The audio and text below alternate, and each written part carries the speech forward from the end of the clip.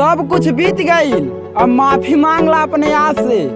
कि सब कुछ बीत गईल, अब माफी मांगला अपने आप से। और जा 5 साल तैयारी करा, तब आके मिलिया अपने बाप से। तिलक की करो तैयारी, आ गए फिर भगवाधारी। तो हम लोगन के का पता कि बीजेपी के साथ खड़ा पूरा निषाद पार्टी हाथ थाम के रहल। कि तोहन लोगन के का पता कि बीजेपी के साथ खड़ा निषाद पार्टी हाथ थाम के रहल और रोके के का हरा सकेला, जेकर सर पे हाथ भगवान श्री राम के रहल।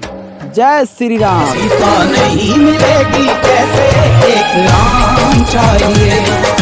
सीता नहीं मिलेगी कैसे। 2022 में जौन होके के रहल हो गईल, अब से अपन सही विचार करा।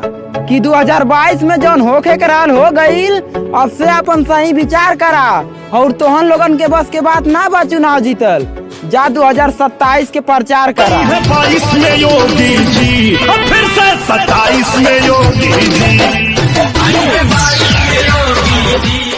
तोहनो लोगन के खेल खत्म भइल, अब दोबारा सत्ता में ना आईबा। कि तोहनो लोगन के खेल खत्म भइल, अब दोबारा सत्ता में ना आईबा। अरे जनता से झूठ बोल सकेला, भगवान से ना। अब दोबारा झूठा कसम ना खइबा। याद रखिए। जवन बचल कुचल बा उ बचा के रखा, ना तो मुख्यमंत्री से विधायक हो जाई।